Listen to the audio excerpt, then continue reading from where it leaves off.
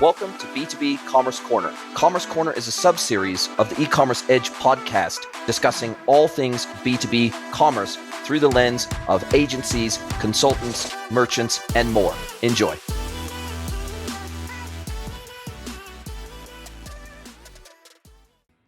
Jason, welcome to the pod. How are you and where are you? Mate, it's so good to be here. I think we talked about doing this for a while now, and we've known each other online, I think, through LinkedIn for 4 or 5 years now, but we never managed to make our schedules sync up to actually make a conversation happen. So I'm really, really looking forward to this. I'm currently in Puebla, Mexico, which is where my wife and I have recently settled after a year of traveling around Mexico, deciding where we wanted to put down some roots here. We settled on Puebla, and we're loving it so far. Nice. We were talking just off air about what sounds like perfect weather. What else about Puebla was one of the deciding factors? And where exactly is it? So it's 2 hours southeast of Mexico City, and it's about 5 hours west of Veracruz. It's in what's known as the Central Plateau, and the Central Plateau all sits at around that 2,000 meter elevation mark, which keeps it much, much cooler than the coastal regions of Mexico. We traveled around Mexico all of last year trying to find where home or felt like a place could be home. And Puebla was not even originally on our short list. We were driving between Mexico City and Oaxaca was on our short list.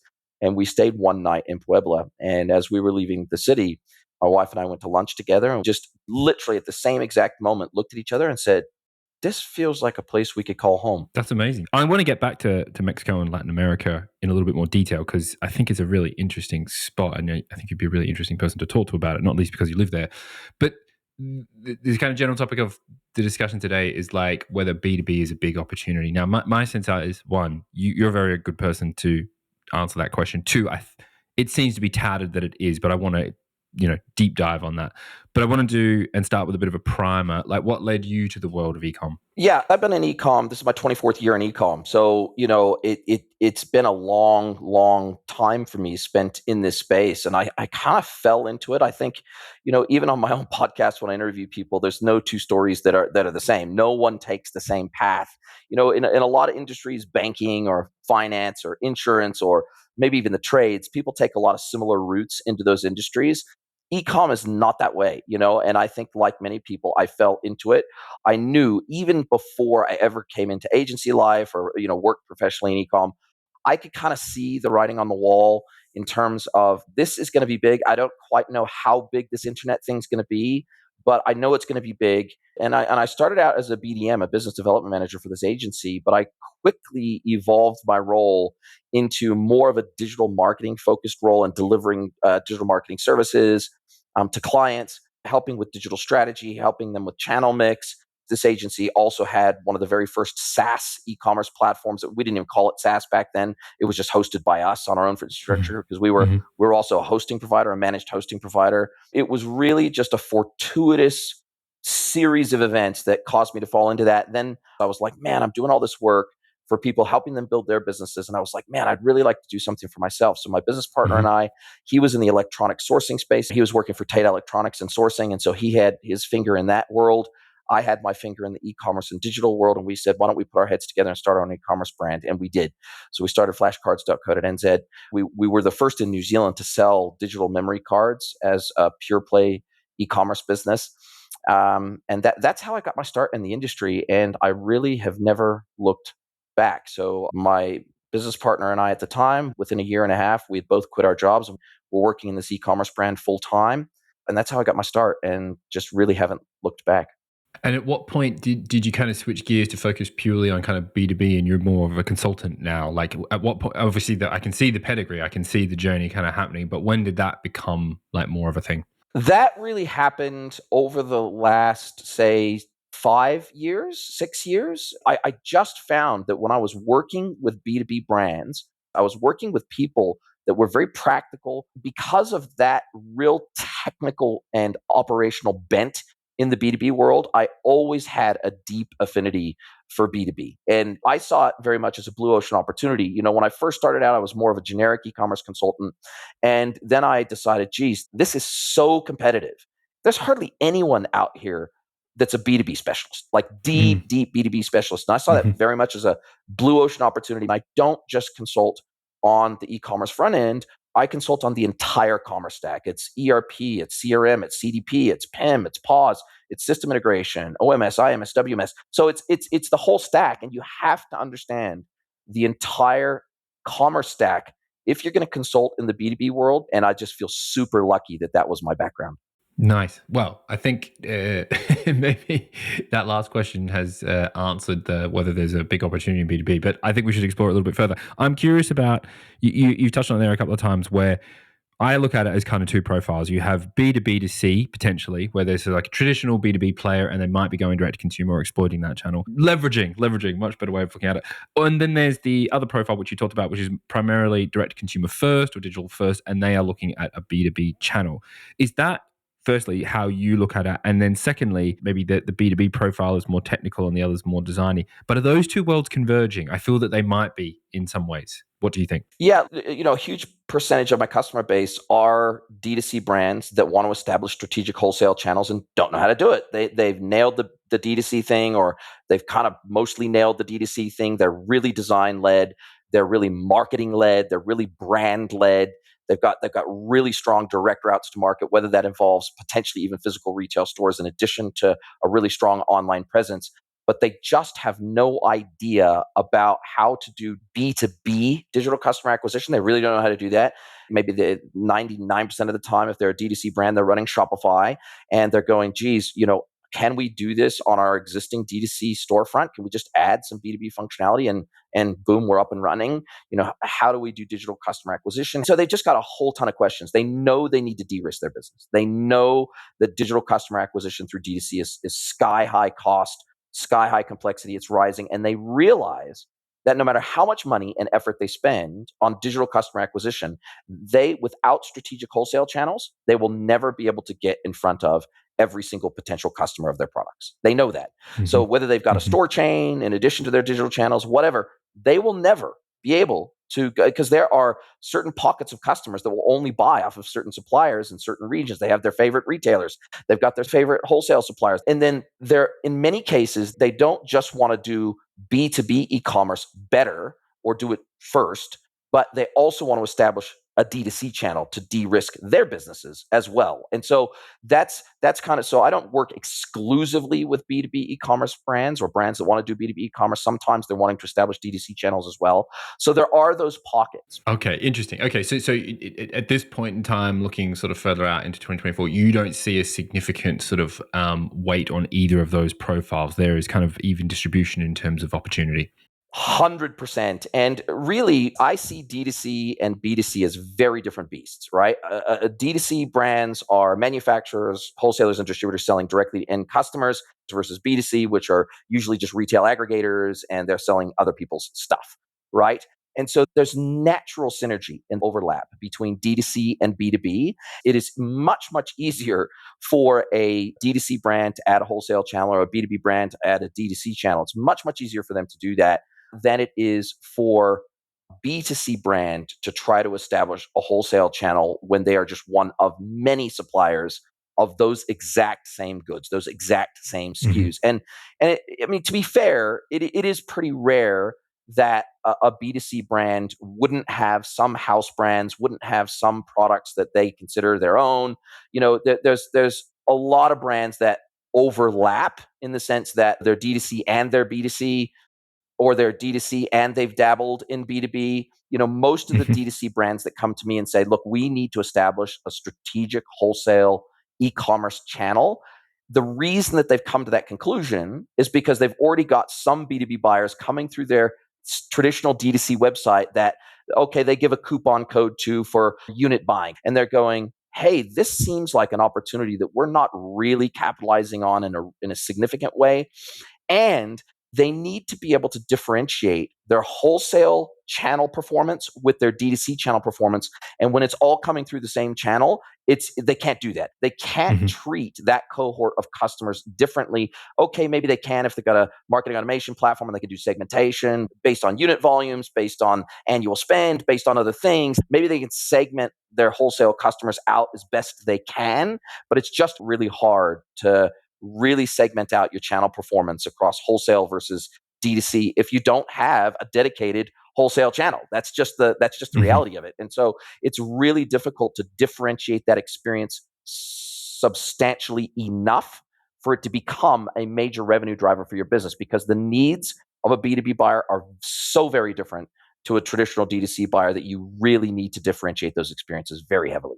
And how does marketplaces fit into that kind of, I suppose, broad topic there? How do you think about it when you're talking to your clients? Do you talk about it as in there's a B2B umbrella and one of those might, it's a wholesale channel, it's a retail channel, and then it's marketplaces, or is it a separate thing? How do you think about it? And then I'm curious, like, what do you see as marketplace winners and maybe losers in 2024? Yeah, great question. The world of dedicated B2B vertical specific marketplaces is absolutely exploding. DC360 says, I think by the end of 2024, they estimate that there's going to be about 1,000 B2B dedicated marketplaces worldwide, right? I forget what the exact statistic is, but it's around that. And so I know that the number and variety of B2B marketplaces is just going nuts. Amazon is pouring so much time and effort into Amazon business. They're very clear, especially in Europe. They've talked very heavily about how they're looking to expand their supplier base for Amazon business in Europe, because they can't service all B2B categories currently because they don't have enough suppliers in their database versus, obviously Mm-hmm. their D2C products. Whether it's marketplace or website or physical retail, it doesn't matter. B2B is about a decade behind where B2C and D2C are. And so that means that they're about a decade behind and they're doing a lot of catch up in the marketplace space.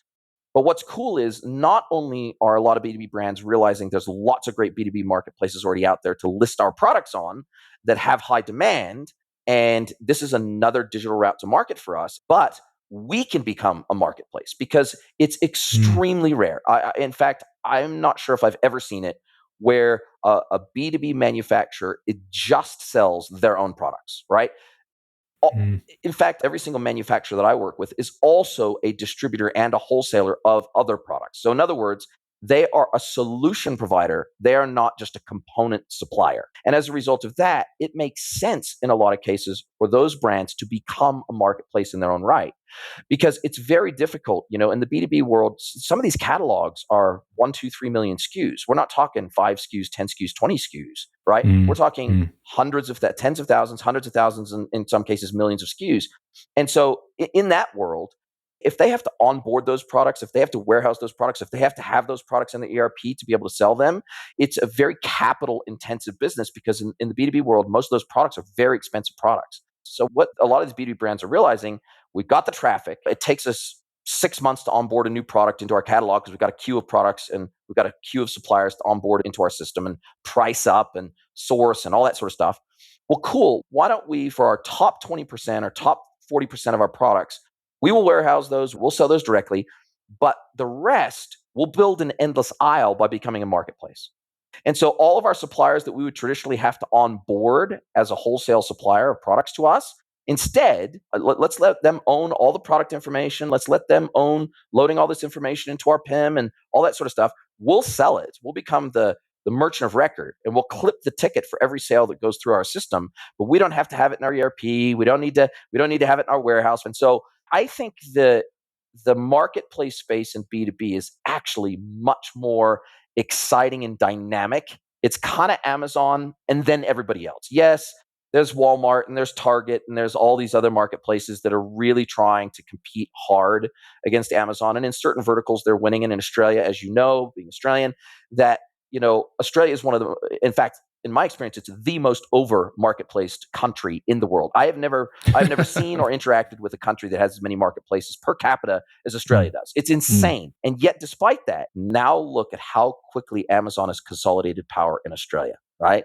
They went from first year, I think it was 200,000 GMV or something like that. Then within, I think 2 years, it was 2 million. And then it was 200 million, like a couple of years after that. So like their rate of growth was exponential in Australia. And then they finally started shipping to New Zealand. So we know that Amazon and the D2C and B2C space is just an absolute juggernaut that is virtually unstoppable. It's really difficult to outcompete Amazon by being a better Amazon. But in the B2B world, Mm, it's much more open slather. It's much more competitive. Amazon mm. doesn't own the B2B marketplace space yet. And I don't know if they ever will, because the needs of specific verticals and categories within B2B are so diverse that I just don't think Amazon is capable of being the expert in everything B2B. I think it's just too hard. I want to switch gears slightly, and as we round out, start to talk about very briefly Latin America. You're in a good position to give us some insight, given where you reside now. My sense is that, given a bit of the geopolitical tensions between, say, the US and China, that Mexico's in an interesting position to be like at the forefront, offshoring and VW and some other big players are in Mexico from, I suppose, our world, B2B ecom. Yeah, what's your take? Are you seeing like loads of opportunity in Mexico or Latin America itself? Like what are you seeing on the ground there? Or is it still a few years away? What's your general sort of take? Yeah, look, it's really an interesting thing, because what I'm seeing is online retail is dominated by three major players. It's dominated by Amazon, Mercado Libre, and Coppel. Those are all three marketplaces. Now, Mm-hmm. Coppel's a retailer, Mm-hmm. and they're like a $10 Mm-hmm. billion a year retailer here in Mexico. So they're a pretty big retailer. When we look at how Amazon in particular has performed here, they've cracked two things: trust and delivery. Those two things are Mm-hmm. really critical here in Mexico, because addressing is a mess and a disaster here in Mexico. Security here is through the roof. So actually even being able to get into fraccionamentos and into privadas, so private gated communities, to be able to do deliveries and things like that, Amazon is just absolutely nailed that. And they have Mm-hmm. a network of private drivers. I think they, as I've heard, they've kind of got their almost like their internal Uber kind of like system that puts jobs out to drivers, and then they can come and pick it up from the warehouse and get it out for delivery. So that they're using local drivers that understand the local market and how to get into specific addresses. And that is a major challenge for anybody who wants to do D2C here. Which carrier do I use that can actually get my goods to my customers at their door? There will be, like, Yep. especially in places like Guanajuato, where there are millions of houses built on a hillside. Many of those houses, they've got a pathway address, but they do not have a street address. And then Mm-hmm. we've got the regulation piece. And I've had a couple of LATAM and Mexican e-commerce specialists on my own podcast, and it's their belief that the B2B e-commerce opportunity is much, much larger here in Mexico than the B2C or D2C opportunity, and will be almost indefinitely, because of the way that the private markets are regulated here and how much red tape there is to be able to import products, the red tape involved in setting up an e-commerce store, the red tape and regulation and local sales permits. And there's just, the major marketplaces, they can afford and stomach the red tape of being in business in LATAM. And that's what makes them successful here. But the B2B world, that that is much more open slather. That is much less regulated. There's a lot less sort of red tape to get through to be able to be a B2B supplier in this country. And so my major guests and all the major people that I've spoken to believe that the B2B e-commerce opportunity in particular in Mexico is where the opportunity lies. And in fact, I recently had someone who's effectively starting the Alibaba of Mexico. They're actually ex-Alibaba. He's a Mexican guy. He lived in China. He worked in China for Alibaba for multiple years. And there was nothing like it in Mexico. And we have a major challenge on our hands here in Mexico, which is foreign buyers don't know how to work with suppliers and manufacturers here in Mexico because of the language barrier, because of the cultural barrier, et cetera. So Mm-hmm. there's a lot of Mm-hmm. companies in the United States and Canada that want to either dual shore and remove their dependence on China and move manufacturing to Mexico in either in a dual shore capacity or a near shore capacity, full stop. But they don't know how to reach out to. They don't know how to find those manufacturers and suppliers in Mexico, or even get quotes or tenders or RFPs from manufacturers in Mexico, and vice versa. A lot of these manufacturers in Mexico don't know how to go out and court North American brands and say, we can make this stuff for you and we can compete with China on price, and we're Mm-hmm. much closer. So therefore, logistically speaking, we're cheaper and easier to access. What a lot of people don't know is that aerospace manufacturing and vehicle manufacturing are massive in Mexico. Querétaro is one of the largest aerospace manufacturing hubs in the world, right? They manufacture for everybody in Mexico. Motor vehicles, as I mentioned, I think it was off air, you know, uh, VW and Audi have their biggest manufacturing plants outside of Germany, based here in Puebla. So high-tech manufacturing is a thing here. It's just that connecting the buyers and the sellers is really difficult because of that language and cultural barrier. And that's what some of these middle people are starting to bridge that gap to make that seamless. So there's a massive business opportunity for that here. Final question. I want to round out with a final question about AI. And I thought it was interesting what you said at the start of the conversation about seeing the world of e-com kind of before it happened and kind of getting a sense that like, oh, this is going to be a big thing and it kind of happening. Do you feel the same about AI? I do. I think it's being way overhyped and overvalued in the short term, but I think it's probably going to be undervalued in the long term. By that, I mean that I think most people that have used ChatGPT or Gemini or any of the major AI platforms extensively, it's been very anticlimactic in many respects. It's been amazing and overwhelming in some respects, but it's been massively anticlimactic in other respects, in the sense that I realized that even when I first started using ChatGPT and I was using it, I remember when I was in Guanajuato, I was using it to give me an itinerary of places to take my dog for a walk and everything else. And it told me that there was a dog park that was very close to me, and because I said I wanted suggestions that were within 15 minutes, and it gave me one. And then I looked it up on Google Maps, and it was like an hour and a half away or 2 hours away or something.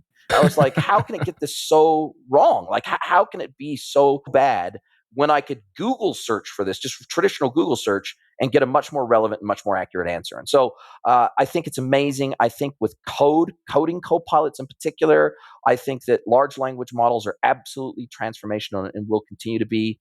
I think that Gen AI can be incredible when it comes to being able to use machine vision, for example, to understand what a product is and what it looks like and what its attributes are, and auto-populating information about that product instead of having to have a human do that. To create structured data for e-commerce information. Look, I think AI is incredible. Do not get me wrong, and it will be as transformational as any other technology. I think the previous technology that has been this big is mobile. That's the previous pattern that I saw that literally changed absolutely everything about how we interact with the world and with each other. I think AI is going to be as transformational, if not more so. I think AR, VR are all going to play their transformational parts, but I think it is going to take a lot longer than most people think for it to be good enough for most production environments. And I'm working with a platform vendor right now to help them figure out how and where AI makes sense to inject into their platform and where it doesn't make sense. Where I think the market opportunity exists in helping them get connected up with experts in the space who can help them get AI into their platform, because all their customers are asking for it.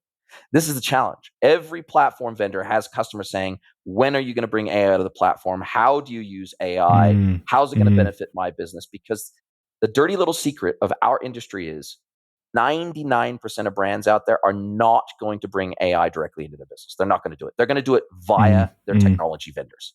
The technology vendors that know everything about this, from search, merch, personalization, and everything else, that is going to get brought in via their technology vendors. They're not going to go and subscribe to AI as a service from Amazon and then figure out how to weave that into their tech stack. They're not going to do it.